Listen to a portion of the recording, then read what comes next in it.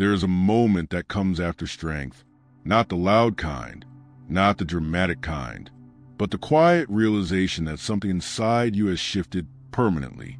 You still walk alone sometimes. You still face silence. Life still tests you. But now, it doesn't shake you the same way. You no longer panic when no one checks on you. You no longer collapse when you're misunderstood. You no longer beg the world to confirm your worth. And that's when something subtle but irreversible happens. You stop surviving, and you begin embodying who you are. Carl Jung believed that individuation doesn't end when you become strong. It deepens when strength becomes natural, when effort turns into presence. This is part 2 of the journey. Not about learning how to stand alone, but about who you become once standing no longer hurts. If part 1 was about forging strength in silence, part 2 is about living from that strength without hardening your heart. Stay with me, and if this space feels like home, subscribe to the Mind Kit. This path is not rushed here. Chapter 1, Emotional Detachment Without Emotional Numbness. One of the most misunderstood stages of healing is this. When you stop reacting, people assume you've stopped caring. But emotional detachment is not numbness. It is clarity. Jung warned that unresolved trauma keeps us fused to emotion. We don't feel emotions. Emotions feel us. But when you integrate the shadow, something changes. You still feel sadness, but it doesn't drown you. You still feel anger, but it doesn't hijack you. You still feel love, but it doesn't consume your identity. This is emotional sovereignty. You respond instead of react. And this often confuses people who knew the old version of you, the version who overexplained, overgave, overfelt. They may say, "You've changed. You're distant. You don't care anymore." But what they really mean is, you no longer bleed for free. Jung believed maturity meant separating the ego from emotional compulsion, not suppressing feelings, but containing them, like holding fire in a lantern instead of letting it burn the house down. You don't lose warmth. You gain control. If you've ever been misunderstood for becoming calmer, pause and breathe. You didn't become cold. You became regulated. Chapter 2, When Old Relationships Can't Follow You. This is one of the most painful truths of growth. Not everyone who met you in survival can recognize you in wholeness. Some relationships were built on your self-doubt, your emotional availability, your need to be needed. When those patterns dissolve, the bond weakens. Jung called this psychological separation, the moment the individuating self outgrows the collective contract. And this hurts because it feels like abandonment, but often it's not rejection, it's misalignment. You no longer speak the same emotional language. You no longer trade authenticity for belonging, and that threatens people who still need you small. Letting go doesn't mean resentment. It means release without explanation. Not every ending requires closure. Some endings are the closure. If this chapter resonates, gently like this video. It helps this message reach those silently grieving old versions of themselves. Chapter 3, The Death of the Good Person Identity. There's a quiet ego death that comes late in healing.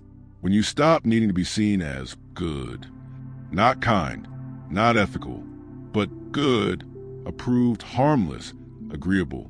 Jung warned that the good person persona often hides unintegrated anger and fear. When you were younger, being good kept you safe. Now it keeps you small. So healing asks something radical. To be honest instead of nice. To be truthful instead of pleasing. To be grounded instead of agreeable. This doesn't make you cruel. It makes you real. And real people unsettle systems built on performance. You may lose praise. You may lose access. You may lose comfort. But you gain self-respect. If you've ever chosen truth over approval, comment real below. Chapter 4, The Loneliness That Returns and Why It's Different Now. Here's something no one tells you. Loneliness doesn't disappear after healing. It changes texture. It no longer feels like emptiness. It feels like space. You don't fear it. You don't escape it. You don't dramatize it. You sit inside it, steady. Jung believed solitude was the natural habitat of the individuated soul, not isolation, but aloneness without fear. This is where creativity returns. This is where intuition sharpens. This is where meaning settles. You no longer need noise to feel alive. Silence becomes fertile. If silence no longer scares you, that's not sadness. That's evolution. Chapter 5. When you stop explaining yourself. One of the final releases is this. You stop trying to be understood by people who don't listen, not out of bitterness, out of wisdom. Jung said, the wise man does not fight shadows. You realize explaining drains you, defending distorts you, over-clarifying fragments your truth, so you speak when it matters and stay silent when it doesn't. Your life becomes the explanation. Your boundaries become the message, and peace replaces persuasion. If this part feels like relief, subscribe to the Mind Kit. This space honors quiet clarity. Chapter 6. Purpose without proving. At this stage, purpose feels different. You no longer chase meaning. You live it.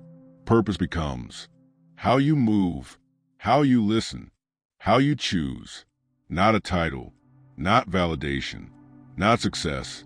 Jung believed purpose emerges naturally when the self is integrated. You stop asking, what should I do with my life?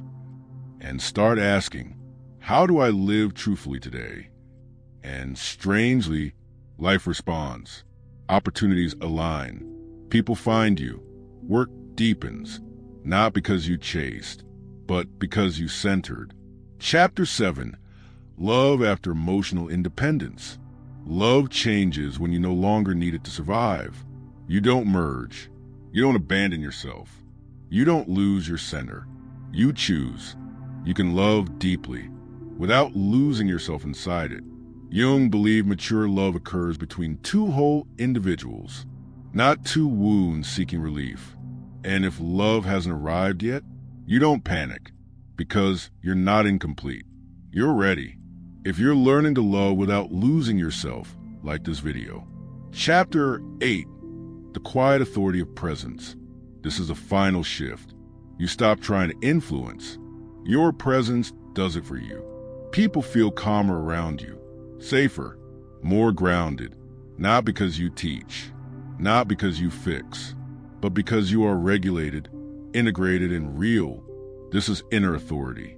No performance, no noise, no force, just coherence. And from that coherence, life opens. Finally, what you become when no one is there. You don't rise alone to become invincible. You rise alone to become authentic, to know yourself, to hold yourself, to stand without hardening. When no one came, you learned to stay, and that changed everything. If this journey resonates, share this video with someone walking quietly right now, and subscribe to the Mind Kit, where healing isn't loud, growth isn't rushed, and strength is allowed to be gentle.